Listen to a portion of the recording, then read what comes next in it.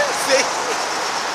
Yo, Urban Deputy with Sunset 752 and this is Daily Go Getimism number 335. Listen, check this out. The reason I did that is because that goes in perfect line with what we're going to be talking about today.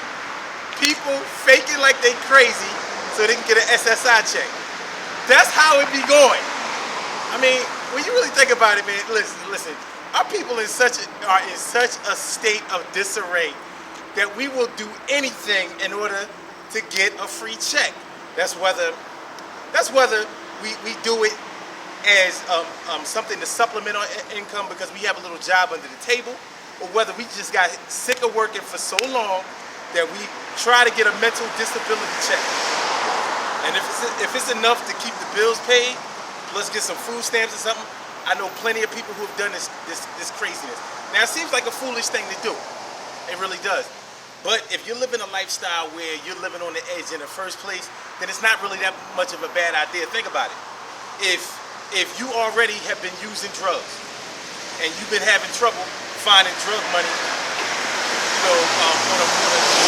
on a usual basis, so you have to wait for the first of the month when your other drug addict friends get their checks or whatever, if you're around that element long enough, then you'll start thinking like, yo, such and such get this check on the first or the third, however it goes, and they seem to make it good enough from month to month. As a matter of fact, they help me out when I'm low.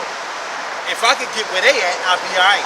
Plus, I got my little hustle doing this, that, and the third, whatever. Maybe working at a lumber yard or doing a little contractor work, fixing that, handyman special, whatever. You know what I'm saying? Like, but the crazy thing about acting like you're crazy in order to get some crazy money is they're going to make sure, the government makes sure that you are 100% crazy before they start releasing funds. So I know people, I don't know about you, but I've known people who have put on this act for years and years, maybe 2 or 3 years, before they finally got approved for SSI. Now, the good thing about it, I don't know if you can say it's really a good thing, but the benefits of it was that you get all of the money that is owed to you from the time that you apply until that time. So, what I've noticed wind up happening was that at the end of all of this acting crazy, getting mentally evaluated, going to this therapist, that therapist, finally getting to the point where you were able to get funds released. Turns out at the end of all of that, you deserve that money because you got to be crazy in order to do all of that. And that's not to say that people wasn't a little bit touched when they decided to cook up that scheme to get this little check. And it's not a lot of money, depending on what grade of check that you get. Like if you've worked all of your life, then as you know, with Social Security, you're going to get more. Even if you are just getting a disability check, you're going to get more if you put in more. If you haven't put in any, then you're going to get close to the minimum. And I've known people, now this was a while ago, but I remember cashing checks for people and it was only like $497. Now, take into account, that was like 20 years ago. But I don't think that they've gotten that big of a raise at the minimum level. So, I mean, it's really not worth it. But when you're in dire straits, there's no telling what you might do in order to try to triple the funds, double the funds, or just get a little money to supplement what you already have. You know, a lot of people don't take into account that you really are sacrificing your mental state by acting crazy. You're becoming a better actor though, you know what I'm saying? So, it's like, yeah, what I'm gonna do is I'm gonna go in there, I'm gonna tell them I'm on drugs and shit. Because they know if I'm on drugs, then they're gonna have to cut that check sooner or later because they don't want drug addicts walking the street all crazy and shit. Somebody might get hurt, somebody might get robbed, somebody might you don't know what I might do, somebody kids or something with some old ladies. You can't have me on the street, yo. So you better cut that check or commit me for a little while. The crazy part about it is some people have gone as far as to commit suicide, attempt suicide so they can get the check. Because that speeds up the process. You can't have people out here, committing suicide or, committing tragic acts against themselves. Even look, in many states, it's actually illegal to attempt suicide because there's some things wrapped up in a suicide attempt that a lot of people don't think of, but the person who attempts it may have thought of, like insurance. They have insurance policies that do pay out in the event of a suicide, because all suicides aren't cut from the same cloth. You may attempt suicide because you are in such a bad physical state that you just can't take the pain anymore. So you kind of Dr. Kevorkian yourself, you know what I mean? You figure, look, I gotta end this, I can't take it anymore. And then some people just do it because they want to be able to leave their family a couple of dollars, and they just can't take the pain and depression of living anymore. Nonetheless, the mental state is at stake, and it is being compromised by you acting crazy. But people who act crazy normally have a little bit of crazy in them. So just like y'all see me running around the corner, the thing that differentiates me from somebody that's trying to get an SSI check is ain't nobody paying me shit. Ask my employer. It's like, nah, I'm just playing. All I get it. Listen, y'all, good things happen to those who... Wait, before I get out of here, listen, I got a story to tell y'all. Because my man, may he rest in peace. This goes along with that whole suicide thing. I had a good friend of mine that I worked with, taught me a lot of things about contracting work. Years ago, he was a very drug addicted, and he was, in a very depressed state.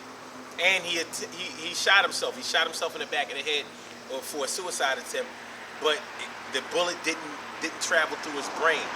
He knocked himself out, and this is a true story. I'm not playing around with this. He knocked himself out, and when he became conscious again, he realized that he didn't kill himself, and he had a change of heart. He gets up, calls an ambulance. I guess he decided, well, if that didn't work, maybe it was meant for me to be alive for a little while. So he got up, called the ambulance. The ambulance came, and they were like, well, we had a report of somebody shooting himself, a shooting victim or whatever. He said, that's me. Look. Showed him the back of his head, and he was indeed shot. The bullet traveled far enough into his skull that they didn't feel like it was safe to remove it, but it wasn't in a place bad enough to cause a fatality. He lived for a few more years, and he was doing fine, but he was still depressed, and then he wound up hanging himself and ultimately being successful at that suicide attempt. So I want to say rest in peace to my man Perry. Rest in peace. 2005, that's when he went. And it was crazy because he did get a check after that first suicide attempt. He did get a check. I'm not sure if that was his ultimate goal, but knowing him, not going to rule that out. But nonetheless, may he rest in peace. Good things happen to those who wait. Great things happen to those who grind. And anything can happen to those who go for theirs. So go hard, go for yours. And yo, man, look, some things are not worth it. Sacrificing your soul just so you can get a couple of dollars on a check. It's not worth the price of your total mentality. You can make it out here, regardless of the circumstances. If you live through anything, or if you're going through anything, you can get through anything. That's not always the easy thing to remember, but it is something that you should keep in the back of your mind. By the way, we out here in front of the old Tasty Cake building. Old Tasty Cake building. They making a U-Haul out of this joint. Now, it's crazy. This is where all the good cakes used to come out. Ever since they moved it from here, them cakes is garbage. Yo, we got this thing going on this Saturday. Plus, like I've been telling y'all, on the 26th of this month, September 26th, no father.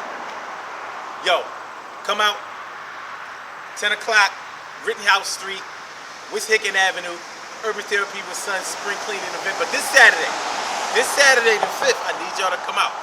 Y'all need to come out to this pre-spring cleaning event, this pre-summer burn event. Because this time, look, I got this thing going on. We want to lose 10 pounds in 2 weeks. So, you know, we showing people how to eat right.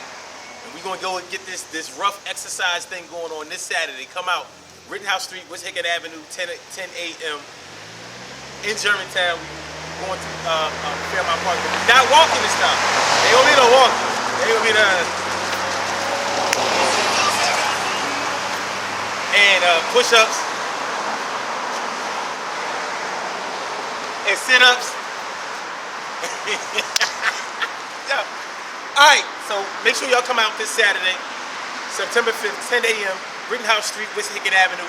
Get your summer burn on. This is going to be a real burn. I'm telling you, we're going hard this Saturday. So this is not for beginners. You know what I'm saying? But y'all live through it. I bet you one thing. You won't be getting no SSI check out of this. I holler at y'all.